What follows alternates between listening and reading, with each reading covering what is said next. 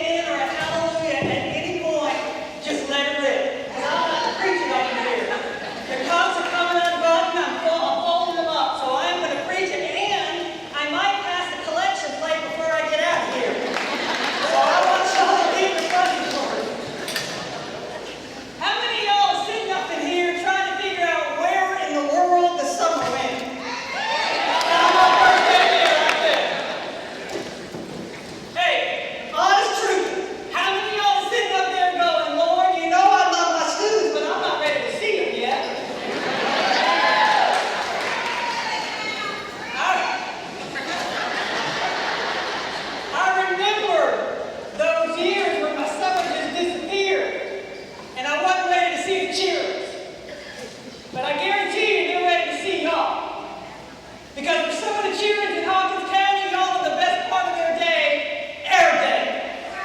Air day.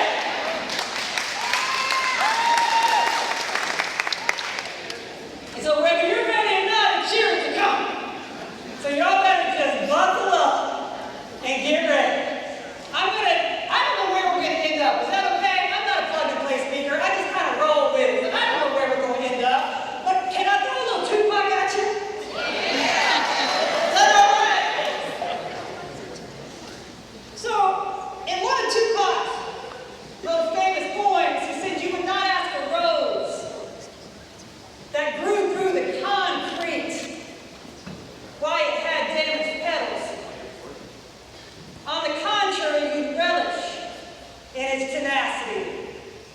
And you would love its will to seek the sun.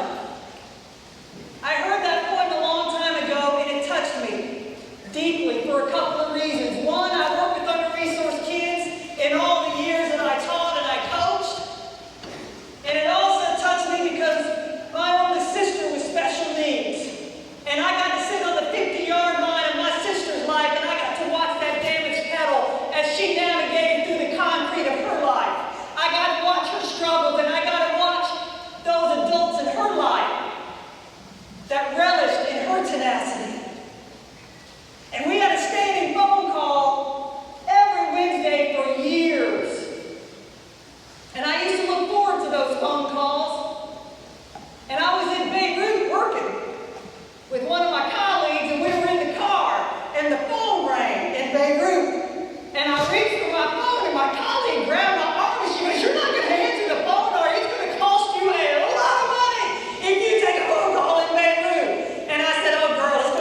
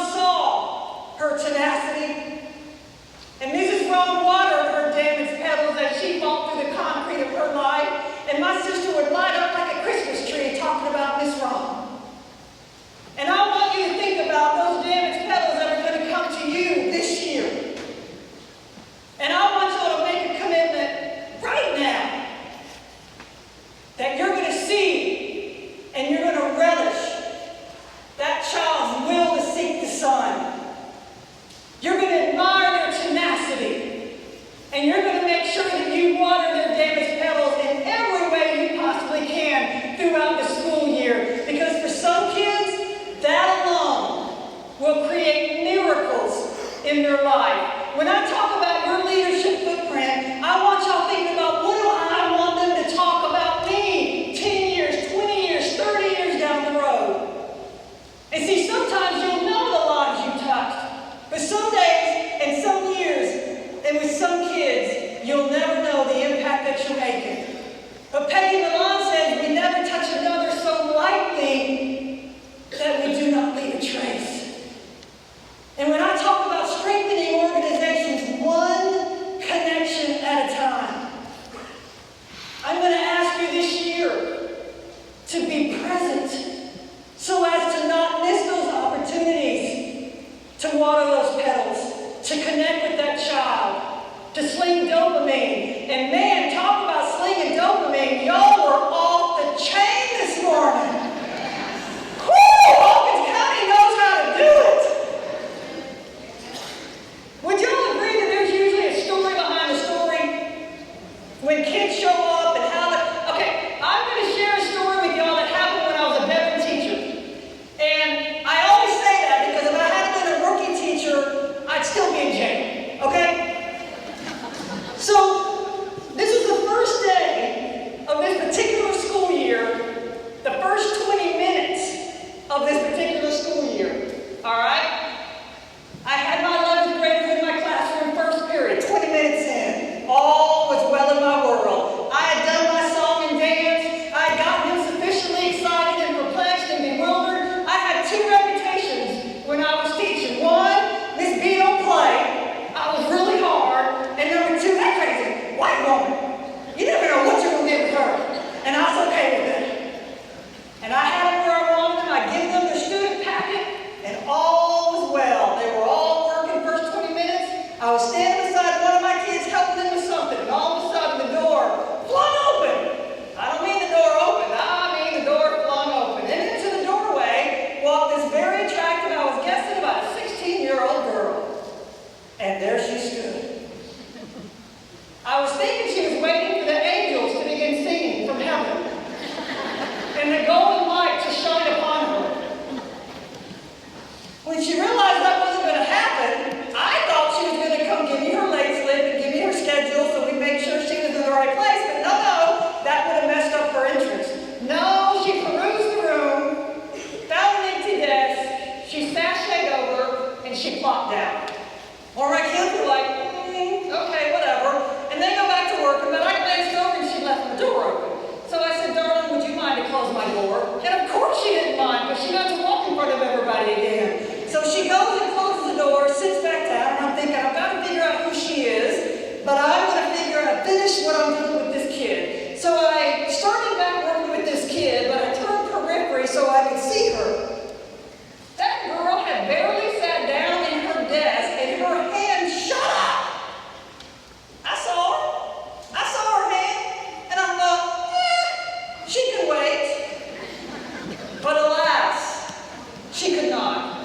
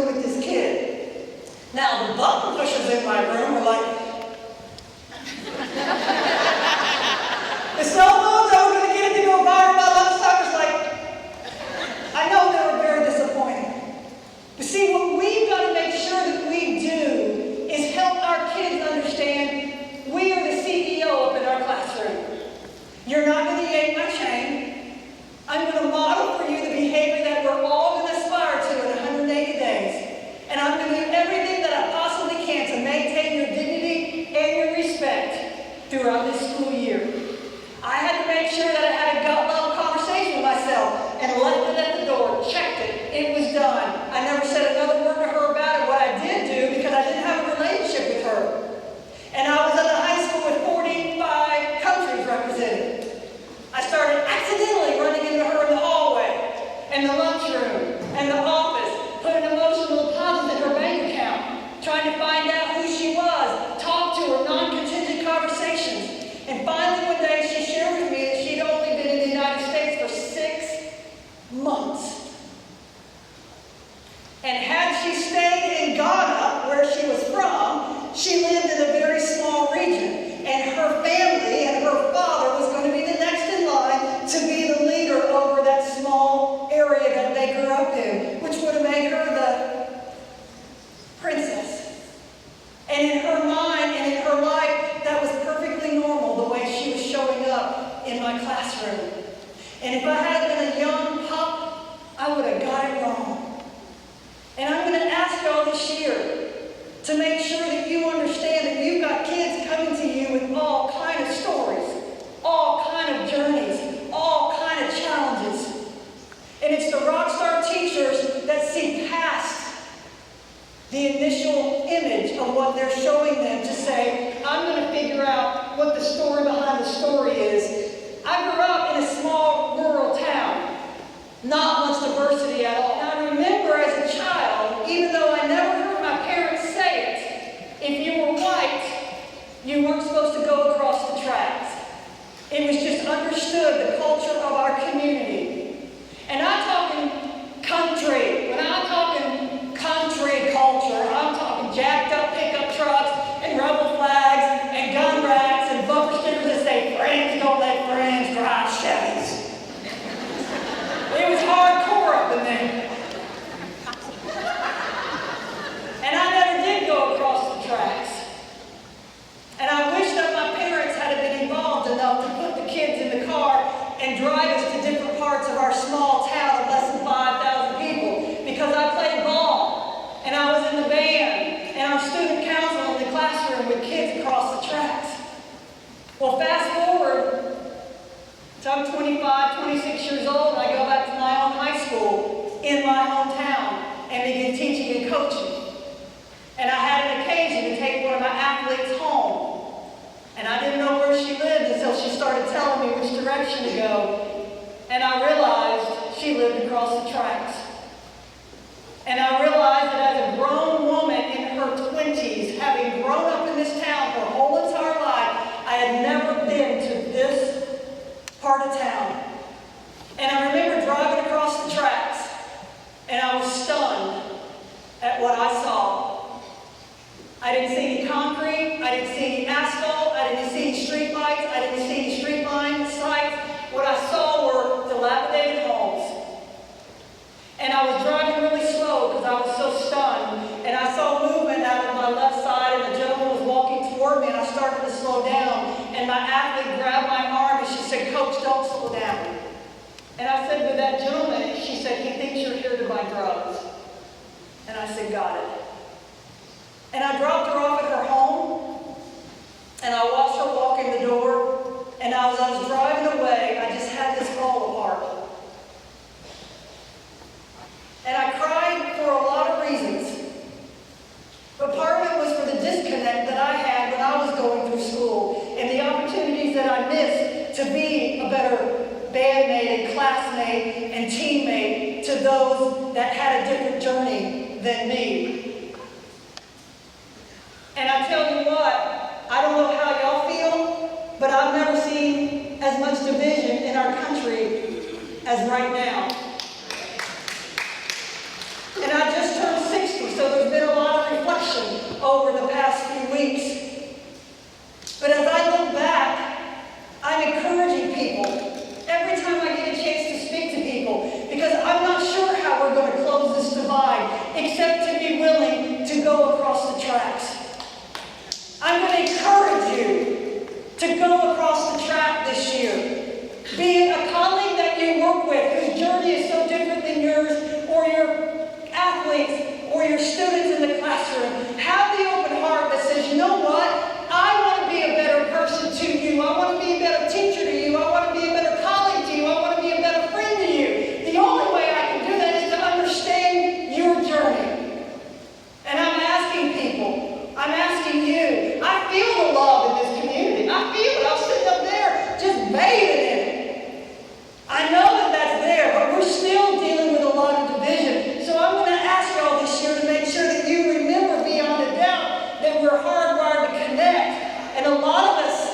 including our kids, are running for lions. Would you say that you got a lot of kids coming to you next week that are running for lions? What are you going to do this year from day one to help them stop running from lions? That's what I want you thinking about individually. That's what I want you thinking about as a team. Because I don't care how much you love your content area, until that cortisol level comes down, there's going to be no learning. And so y'all as individuals and y'all as a team need to decide, how are we going to have these kids walk into our space and help that cortisol level come down? Before I forget, where are my high school peeps? Okay, I got to talk to y'all, brethren. Y'all are my brethren when I was in high school. Here's the deal. I feel compelled to tell y'all this. Just because you put the day's date on the board does not mean that you have fully decorated your room.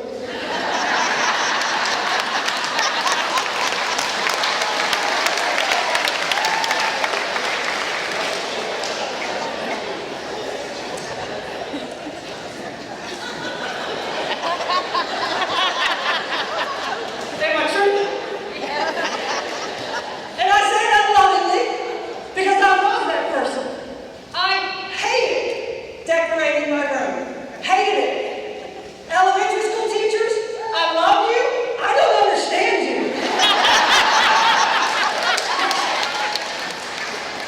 Y'all got a gene that I did not get. Not only do you decorate your room, you like decorating your room. That's not normal. There's something not right with y'all. See, our high school brethren, we don't like it either. High school is going to tell you. When we're talking about how we're going to stop our kids running from lions, it starts with the perception that they have the minute they walk into your classroom. Every year, when they give us those 3 days to set up our classroom, I take a big old irritated breath, and my girl on the bench was running crazy up in my head. And I dragged my sorry tail down to the equipment room where all those big rolls of butcher paper are. You elementary school kids don't know all this. I go down there, I pull off butcher paper. I have no idea how much I need. Rip it off, sling it over my shoulder. I go back to my classroom. And I've been grumbling the whole time, talking about them dang elementary school teachers not right in the head. And I roll out that butcher paper, and I get my measure thing, and I measure the bulletin board, and this was never wide enough, so you had to cut 2 pieces, and it's like, Mom, it's like, do you overlap it? Do you like line it up perfect? So all of that was driving me crazy. But I would do it. And I had 3 bulletin boards in one of my rooms. It's like, dang, really? I just got done with one. But see, you're not done once you put the butcher paper on high school teachers, because they have to have the cute little border around it. So I go to my closet, and I dig around the bag, and I pull out these bedraggled pieces of that corrugated trim, and I'd be like, I don't want another year. And I'd staple it. Why did I do that? Number 1, because it's not about me. And number 2, I want the kids, the minute they cross the threshold of my door, to start having the perception that I really did my job. This is going to be a fantastic year. And maybe, just maybe, they'll be willing to flip the on switch on that first week of school because of what they're perceiving in the classroom. When I had ethnic posters, because I taught history a lot of years, I interviewed kids before I left when I was leaving the classroom for good, and I interviewed some of my kids, and I said, what is it that makes you, on the very first day of school, think, it's going to be a pretty cool year? And one of my 17-year-old boys said, I never really liked history, but when I walked into your room that first day, I loved all the ethnic posters representing different people, some that looked like me. And it made me think, maybe this isn't going to be so bad. And I was teaching history to teenagers. 7:05 in the morning.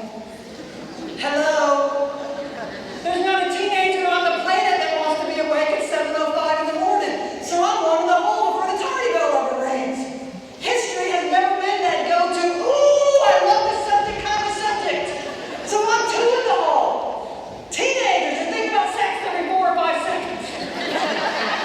I'm 3 in the hole, the tardy bell hasn't even rung, I haven't even shut the dang door yet. I better bring something up in there other than, ooh, I just love history. How many of y'all have worked with teachers who love their content area and kind of white knuckle the fact that they're dealing with kids? And if you're sitting beside them, just blink real fast. I'll see you.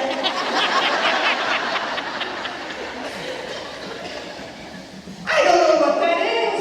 I worked beside a woman for 2 years. Loved person English. Loved person English. She said, "Oh, Tara, when we were kids and we played school in the neighborhood, I was always the teacher. I always knew I was going to be an English teacher. I loved the poems. I loved literature. I loved words." And she did. But about twice a week, I'd hear the door slam, and she'd be out in the hallway just giving it to a kid. And my girl on the bench would go, "Pick me, pick me." I'd go, "Excuse me, I've got a really sincere question." Okay, so that very first day, when you pulled up to your very first job, and you got out of the car, and you walked into the building, were you surprised that there were kids running around? Was that a shock to you? Because I know you love the English, but I don't know if you love the kids so much. And what we got to do is make sure that we understand fully that this is what our kids are wanting from us. They're wanting to know that you see them and that you hear them and what they say matters to you. That has nothing to do with curriculum. And I told you I was a really hard teacher. So I don't want it to ever be construed that I'm saying academics and curriculum don't matter. What I'm saying is when you tear up the relationship piece, guess what follows? The academic needle moving like crazy. I don't know, I've never had any Mary Kay on my body. Probably this age I might need to. But here's what I love about Mary Kay. They say that people buy into the leader before they buy into the vision. And I want you to put that in your toolbox. And I want you to think about, are you giving your students a reason to want to follow you? But long before we knew anything about neuroscience, Mary Kay, with her little teeny tiny operation in her garage, had a vision of helping women across the world. And she said, everyone wants to feel appreciated, no matter how busy you are. Make the other person feel important. And I'm telling you right now, if you put that in your toolbox and you say, I'm going to do a better job this year of helping more of my children feel seen and heard and validated, helping more of my children feel important and appreciated, you're going to see miracles happen with your kids this year. And here's the crazy thing. It's the same thing with cows. Wait, what'd she say? They did a study in England, and they wanted to know if cows cared about being part of the process, about being connected to, about being loved on. And they separated these 2 groups of cows. In one group, they just hooked them up and milked them. The other group, they named them, they talked to them, they petted them, thanked them for the milk, asked them how their little chickens were, whatever else you say to cows, I don't know. But they loved them up. What you reckon happened to that milk production of those cows that got loved on? Yeah. That right there is a happy cow.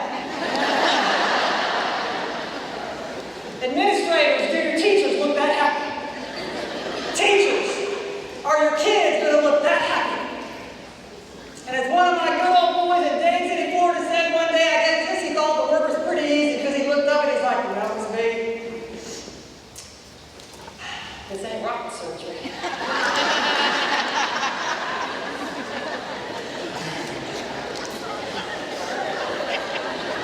I'll give y'all a minute to catch up. I know your brain's been turned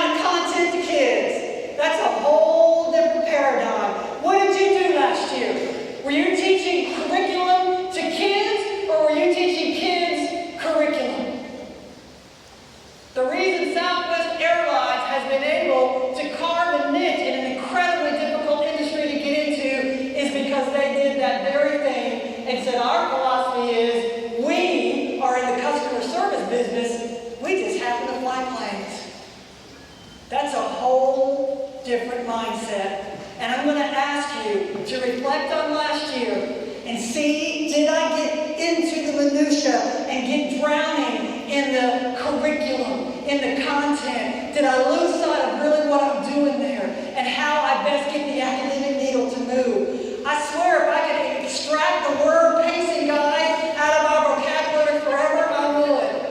I've had more. Oh, I got another amen. Say it like you mean it. I've had more teachers get bent off the frame worrying about that dang pacing guide. I was almost glad COVID hit. Why?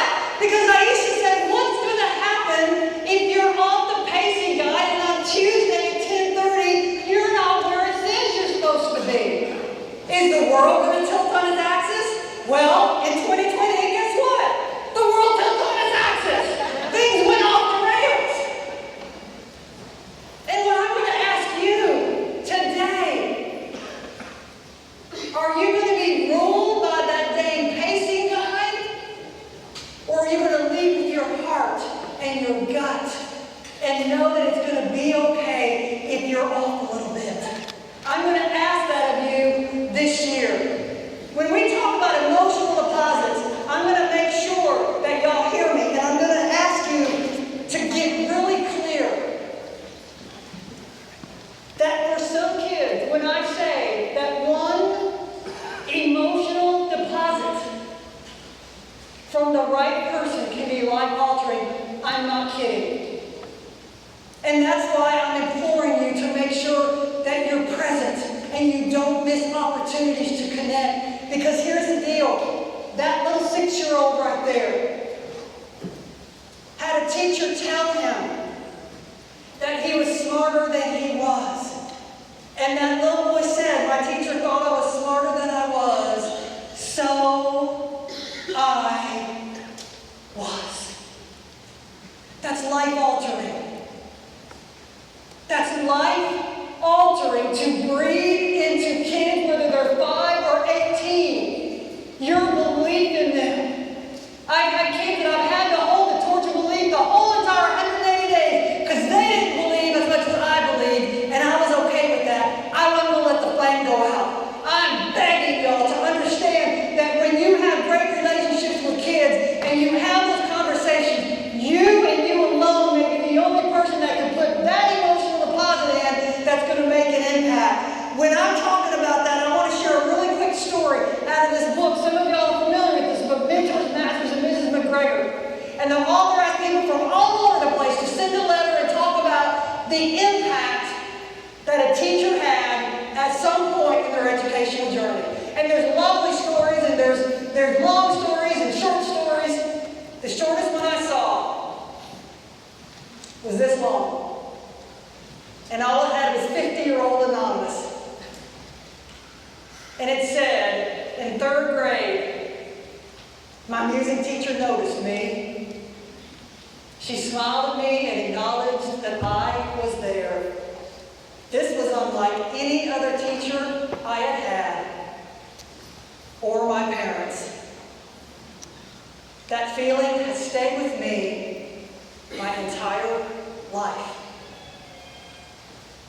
When I ask y'all to make sure that you're focused on the things that are so incredibly important, connections beat content every day.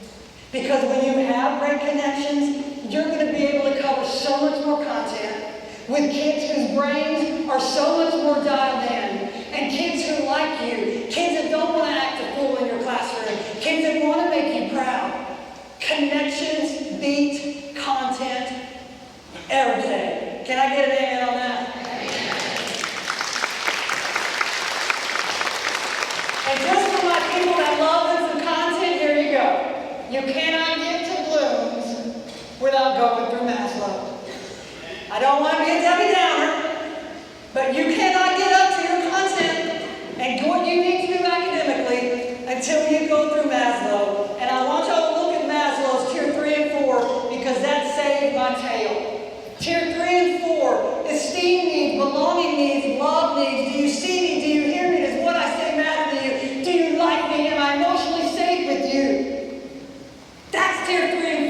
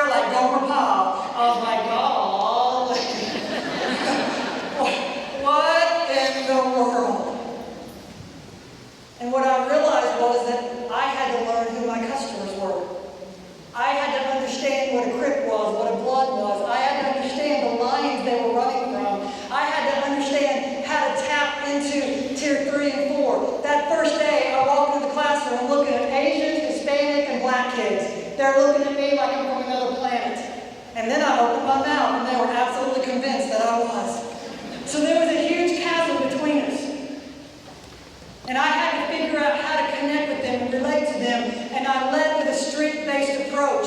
I had non-contingent conversations with them. I shone the light on the things that brought them out as individuals and made them unique. I had the ability to do that, even though a lot of them were showing up like that. How many of you had kids last year that showed up like that? Your kids are running from lions in Hawkins County. They've been let down, a lot of them, by the very people that are supposed to have their backs, have they not? They're coming to you with emotional dukes-up for good reason. I'm asking each and every single one of you, how long are you willing to work to get past that shark fin down to that precious soul within that goldfish? That might be an area of growth for some of us in this room. I asked an entire group of alternative teachers that very question. And I said, somebody share with me a student that you've worked with when you began to see that shark fin get littler and that goldfish show up more and then just putting their emotional dukes down. And I had a lady raise her hand and I said, how long did it take for you to feed into that child, for you to put emotional deposits in, for you to love on that child unconditionally? Do you know what she said? 18 months. Hear it up. Because she was thinking about who that child was when that child walked through her door 18 months ago and what they'd accomplished through unconditional love and holding the kid accountable and making sure that he understood I'm not going anywhere in spite of. And I'm going to challenge you this year. Be the one that says to the administrator, give me the shark fins. Give them to me. I'm good. Because see, I've worked with some teachers that wouldn't give a kid 18 seconds after they got out of line. And what I'm asking you to do is be that teacher that says, I'm going to make sure I do everything I can to pour into this child. Well, I talked about being the chief emotional officer. And I'm going to ask you to also make sure that as you're working in your classrooms day in and day out, that you have those check-ins with yourself. Because your energy sets the weather for the entire classroom. Let me ask you this on an enthusiasm scale, 1 to 10. Where do you need to be every day to get the most out of your kids? Here's the enthusiasm scale. 1, you need CPR. 10, you need to take a Valium. Okay? So there it is. CPR, Valium. Where do you need to rank every day on the enthusiasm scale to get your kids to follow you as the leader and buy in to what you're having and wanting them to do throughout the year? Great leaders understand that emotions are the fast lane of the brain. Emotions are the fast lane of the brain. And I'm going to encourage you before the kids come back to think about, how did I do last year? How did I do? And what do I need to do better? I'm going to ask you this lovingly. You know I love you. You know I do.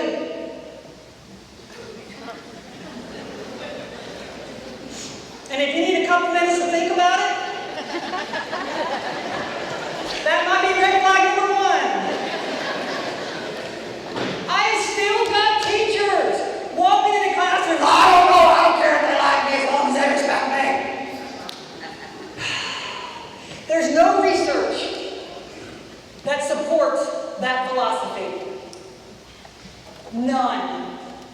The philosophy says, especially when you're working with under-resourced kids, if they like you and they feel like you like them, if that relationship piece is there, the motivation on switch, you got a shot of flipping it. If they don't, you don't. How many of y'all know the great Rita Pearson? If you haven't, put her in your toolbox and watch her TED Talk before the kids come back. Rita Pearson was a 3-generation educator, and she worked with a really cranky teacher. And she said to her one day, you know that kids don't work for people they don't like. And the teacher said, I'm not here to like kids. I'm here to teach. And we've still got teachers in that mindset. I'm going to invite every single one of you to step into 2023 and join me for a great year. And don't be this guy. How many of y'all know Uno? The game Uno? I saw this and it made me giggle.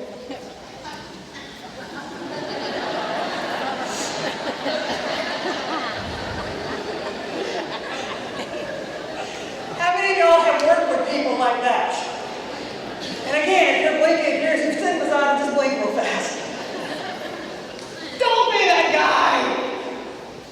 We're in the people business. And yet I still go to high school when I'm doing consulting work. And there's really cranky front desk secretaries. Lord have mercy. Anybody ever worked in an office with a cranky front desk secretary? Anyone?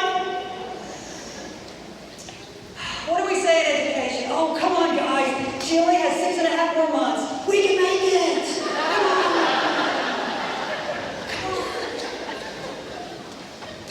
We got to make sure we're slinging the dopamine. And when I'm talking about dopamine, I'm talking about the advantages of. Let me share you this real quick. It improves mood, it increases attention and focus, it strengthens memory storage, and it overrides cortisol. So when I'm talking about slinging dopamine, I'm talking about things like that. That's not in that man's job description. What that is a man that understands when he spends a few seconds with those two little sweet babies, slings dopamine on them, gets them to giggle, helps them to feel connected to the school, their cortisol levels coming down. And that's going to open up their brain for learning. How would y'all like Maureen to drive your own bus? Your own kids? She's a world-class dopamine slinger. When I'm talking about slinging dopamine, there's so many ways. I got tagged on a tweet. The counselor always kept fruit by her desk. After we worked together, she's like, I can sling dopamine on my fruit. And she put really cool signs on every single piece of fruit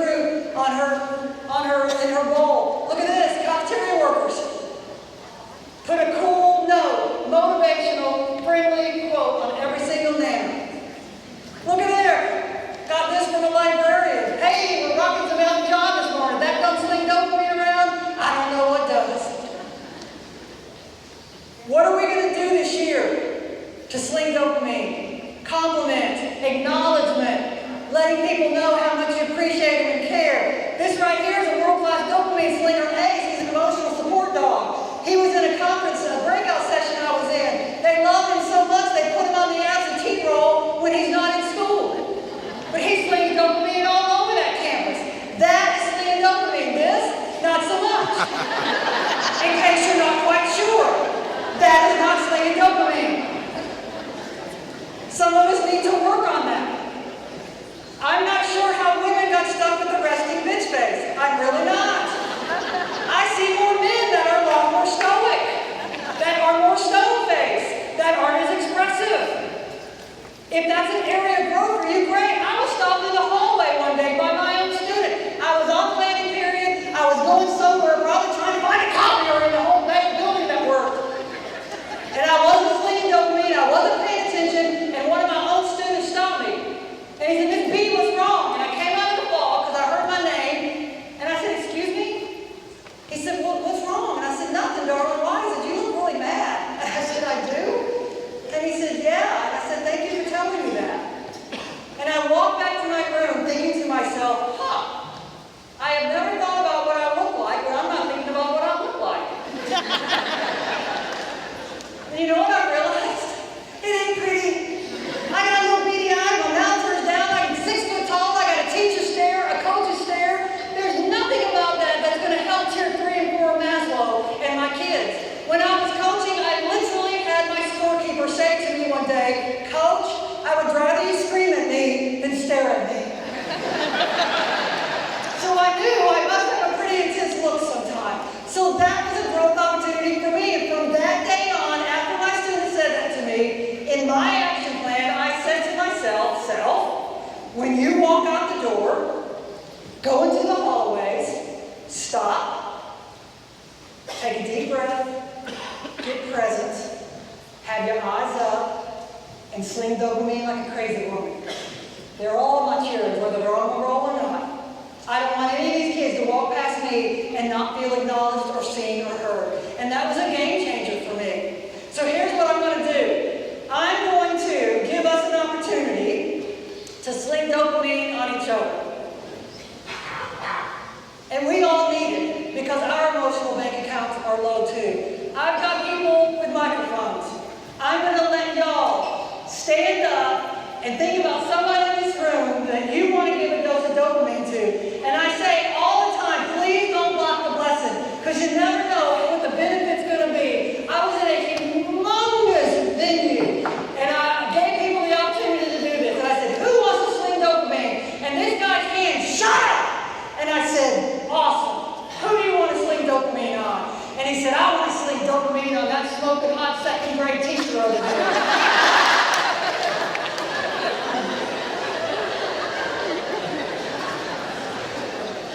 A lot of things happened in that moment.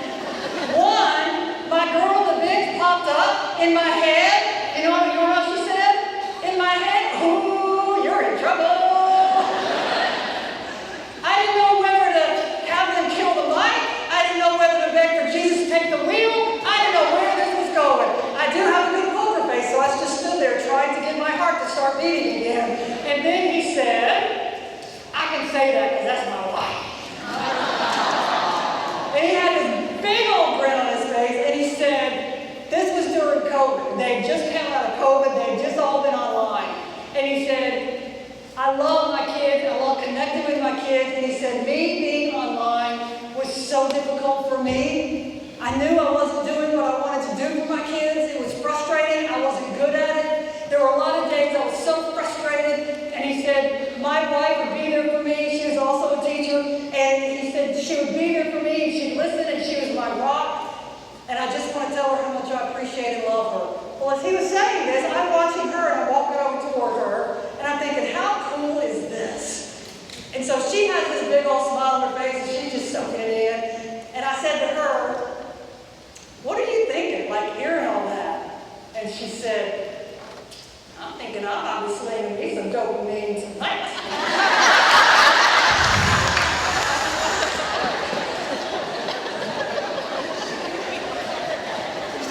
So, I'm going to ask that y'all not block the blessing. And if you have it on your heart to share with someone and sling some dopamine, let's do it. Who wants to kick this thing off? Who wants to kick this thing off?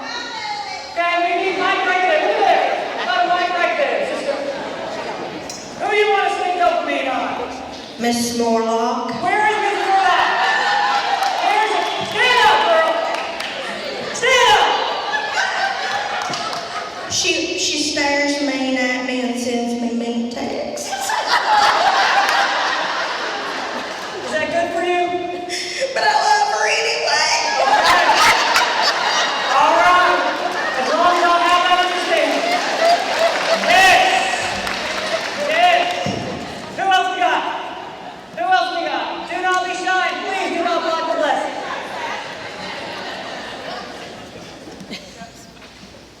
Just so y'all know, I was like, where's Sherry Price? She's gonna do it. I don't like the microphone. I would like to recognize, and I want them to stand up, any of the teachers that took part at Churchill Intermediate School to reform our school this year, the transformation. If you held a paintbrush or anything this summer, stand up. Stand tall, Stand up. These girls did not take a break this summer, and you have got to come see our school. It is awesome. Thank you all for hours and hours and hours of your time. Thank you. They rocked it. That's awesome. Thank you for that dopamine. Who else we got? Who else we got? Please, block it right here. Please do not block the lesson. Y'all just let it rip. Okay, so you all know that elementary schools were extrovert. You know, down there in the elementary hall, we're slinging dopamine. Stacy and I, bus duty, we've got our microphones and our inflatable instruments. We want to sling some dopamine to our middle school teachers. We love them, we support them, but we want to give them a little bit of what we got going on in elementary school. So you want to take like gallons of dopamine? Yeah, And ship over there? Yes. Okay.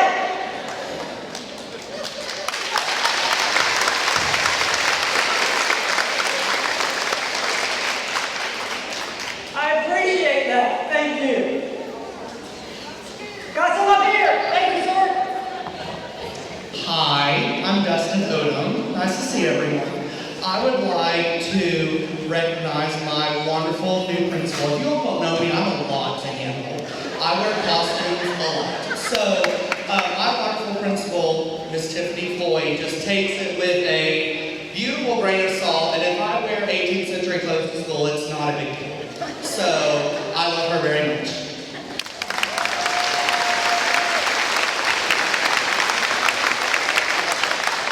And that's one thing that I would encourage all of us in this room to do a better job, and that is embracing each individual's uniqueness. That's what makes this world so absolutely amazing. And just setting all of our judgment aside and just embracing the uniqueness of our colleagues, our students, because our kids need to feel that more now than ever. So thank you for that, and thank you for being a rock star leader. Appreciate that. Who else we got? Slinging some dopamine.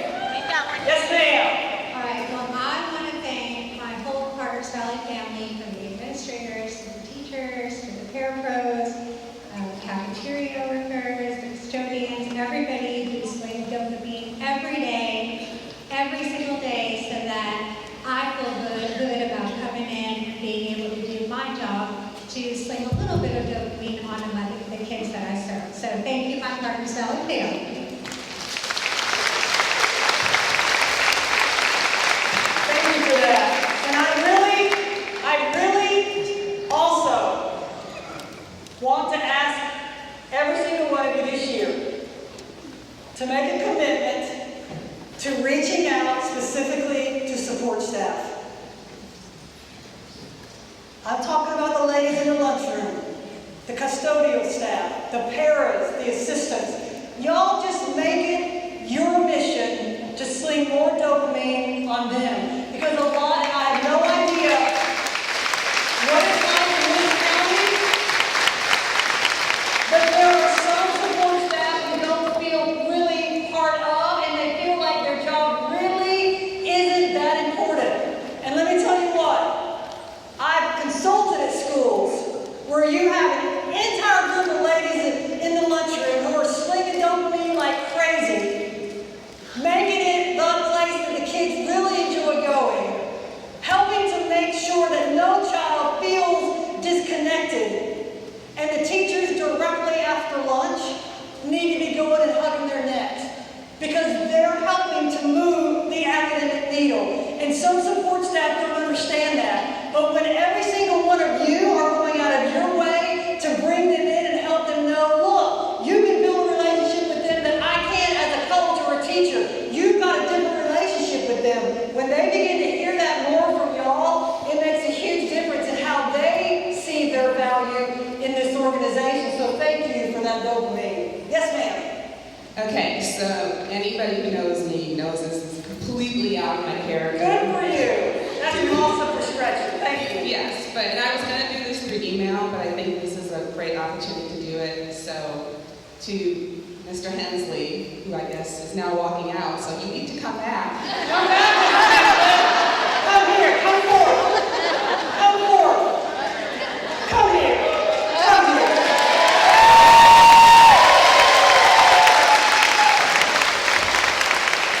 Come here.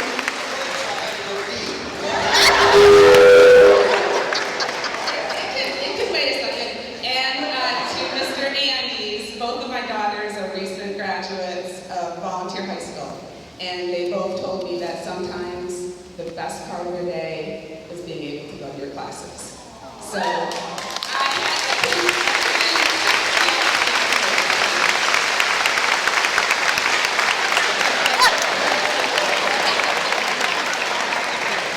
Thank you for that. Thank you. Got one up here. Oh, you're holding on the rail. Yeah, you. It's not an auction. Once you're ready, it's yours. You got the dopamine to sling? Who else? Who we got? Got one here. All right. I want to sling some dopamine on my daughter Mason at Mount Carmel. Also to my volunteer teams. Thank you. So, what year is your daughter? She teaches art at Mount Carmel. How many years? 3. 3 years? Awesome. You still feel lost in an Easter egg, or you figuring it out? You got it? You're good? All right. Thank you for that. Who else? Yes, got one right here. Got one right here. Yes, thank you. Help her get her steps in. Well, I want to request opening for myself Okay. and for any new teacher to the district or new for teaching. New. So are you a new teacher?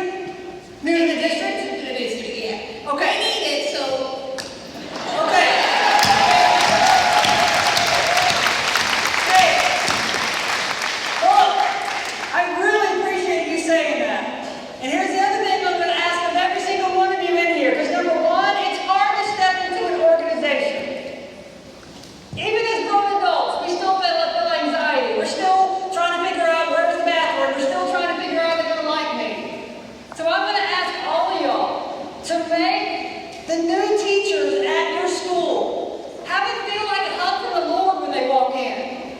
You be aware of, do I know that person? I don't think I've ever seen that person. I'm going to go introduce myself. I'm going to ask them if they need anything. I'm going to give them my email. I'm going to let them know I'm here. I'm telling you, for her to say that, she's a grown woman. But she's walking into an environment that's brand spanking new to her. And she's saying the new teachers, whether we're brand spanking new or just new to the district, we need extra dopamine. And she's absolutely right.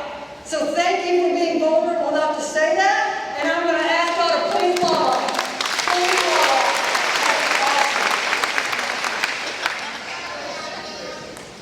Here for our art teacher, Mr. Perry. Where's Mr. Perry? I'm not a student of his, obviously, but I always feel very welcome in his classroom, and I know that the students do as well. So if I ever need to go talk to somebody or just say hi or hi, that's always a place. That's awesome. Thank you so much. And thank you for your support. I appreciate that. I have some up here. Yes, ma'am. I want to thank Volunteer High School for being so good to my children, excuse me, Kay and Jackson. And you need a lot of dopamine. Thank you for having Jackson. Thank you. Have a great year. That is awesome. That's hilarious. Yes, ma'am.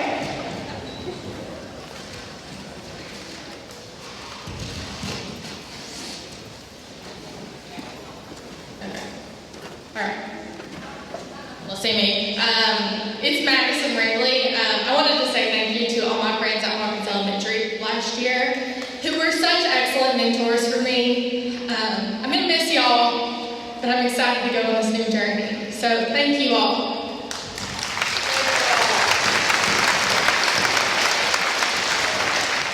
Got one right here. I can talk to little kids all day long, but speaking of like actual people makes me really nervous. But I need the principal at Volunteer High School to stand up. Principal of Volunteer High School. I would like to say thank you for honoring what God has put in your life and for what you carry every single day, from the time you wake up to the time that you come home, when you're asleep, when you're dreaming, when you're thinking of these kids, these teachers, and everything else. I love you more than you ever know, and I respect you beyond belief for what you do.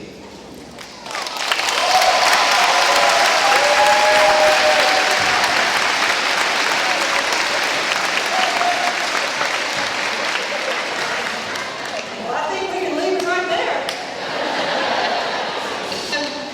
Hello.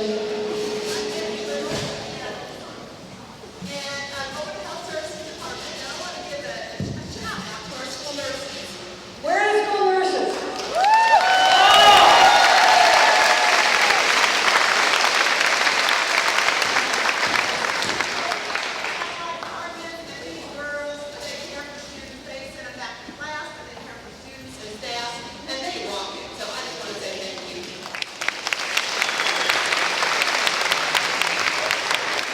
I want to say thank you to our special ed people at school office and their help that we get and all of our special ed team. We rock it, and it's all because of their support that they give us. And we have a lot of new special ed teachers, so be patient with us. We have a new system, But thank you all.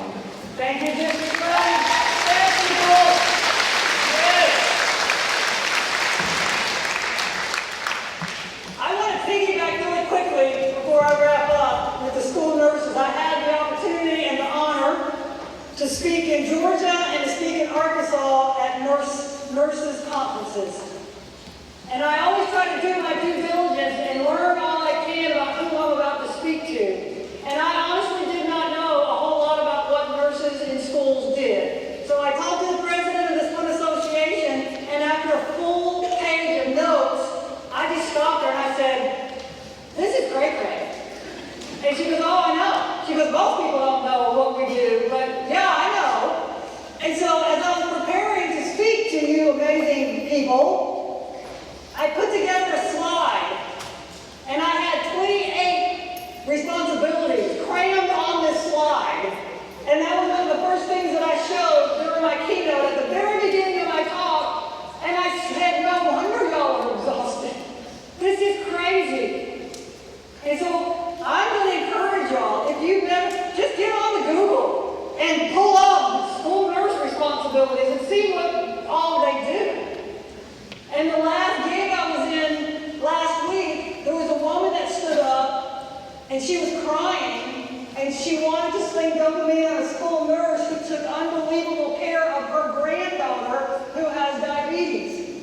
And she said, at our last district where we lived, they didn't do that, and we were scared all the time.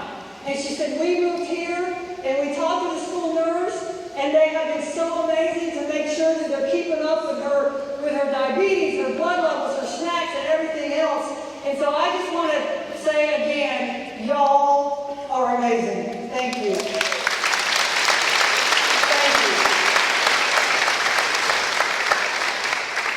I really appreciate every single one of you sharing what you shared.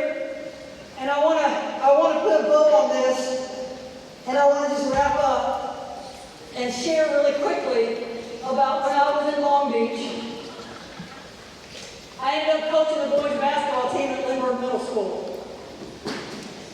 And Lindbergh Middle School, before I got there, had made the national news because Lindbergh backed right up to Carmelito's housing project. It was a very violent housing project with a lot of gang uprisings. And throughout the years, there would be bullets that would fly out of Carmelito's housing project onto the PE field, just stray bullets as people were doing whatever they were doing in the housing project. And 2 years before I got there was a child that was shot by a stray bullet. And at that point, they decided to build a wall that ran the entire back of Carmelito's housing project and Lindbergh property. And it became known as the Great Wall of Lindbergh. And some of my boys lived in those projects, in that community right behind. When I was getting tryouts going, I could tell as I was watching the boys that we had a lot of serious athletes. And I also knew that some of them had never experienced a family unit before. In their own lives, they've never experienced a family unit. And I figured that if I could get the right nucleus of boys together, that we could win the city championship. One of the things I wanted to make sure that I instilled in them, because some of them had never experienced it, is that hard work feels good. I don't know where we've been off the rails in our society that everybody's a winner and everybody gets a trophy. I'm a jock, I'm an athlete, I'm a coach. That is not the way it's supposed to work.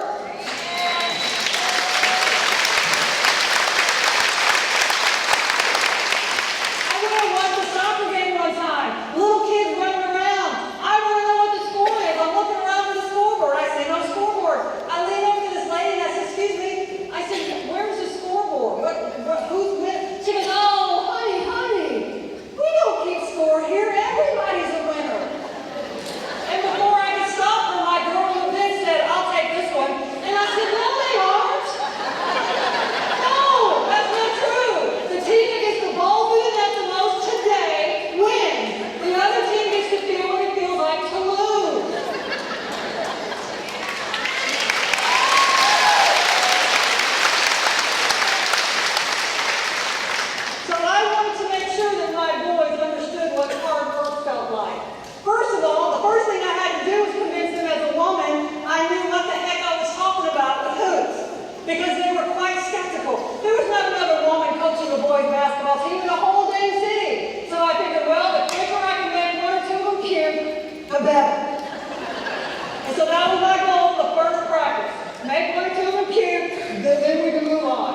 so they did, and we did. And I got my team together. And I spoke to them down the line. And I said, we're not just going to have a good season. I said, we're going to win the city championship. But it's only going to happen if y'all walk in here and understand from this point forward, it's not about you. It's about your boys. Right next to you on either side. It's about this school. It's about this community. So from here on, I'm not going to see y'all walking around this campus sagging your pants. You're not going to sit in the classroom with your head on the desk or acting a fool or being disrespectful or acting like you're going to let that assignment flunk you out because it's too hard. No. You're going to work as hard in the classroom as you're going to work in this gym. And I pushed them hard. And at the end of every practice, we did not leave there until one of my boys went to the free throw line and hit a free throw that hit nothing but net. That was when we got to leave. Sometimes our practices ran long. Sometimes they wanted to cut, oh, come on, coach, and nick the rim. That's right, and nick the rim. We're not cutting corners. That's what it is here. In this organization, you do it and you do it right. Every practice we ended there. We ended up winning the city championship. I want to show you a picture of my boys. I want to give you a moment with my hair. In the South, you know, we say, jack it up for Jesus. Or the higher the hair, closer to God. My boys were proud. And we walked around with those trophies. We did all kind of photo shoots. They were strutting around that campus like peacocks, and they deserved it. Because it was a really tough league. This was during the 90s. I lost track of my boys when I moved from California. We didn't have social media then. About 10 years ago. I'm on Facebook. And this boy right up there, Rick, I see this picture. And I can't believe I'm looking at Rick as a grown man and a dad with his own son. And we aren't connected. And so I reached out and we became Facebook friends. And I'm like, oh my goodness, what are you doing? And do you ever hear from any of the guys? And he's like, Coach, what do you mean do we hear from the guys? We still celebrate holidays. And we still celebrate different occasions. And I want to share with you a little bit about what he wrote in a private message that kind of brings home the fact that we really never know the impact and the ripple effects of our leadership footprint. He went on to tell me about what all the guys were doing, and they were all out having really successful careers. And he said, I want to thank you for instilling the importance of hard work in all of us. He said, I still catch Robert and Arvin at the gym, and we played pickup, and Coach, we constantly joke about how good we thought we were back at Lindbergh Middle School. And he said, I want you to know that we still won't leave the gym until one of us hits a free throw that hits nothing but net. I read that and I was absolutely stunned that grown men out in the world had had that one thing be so meaningful to them. You're going to have opportunities this year in your classroom to create your own culture, your own special things with your kids that's unique to them and you.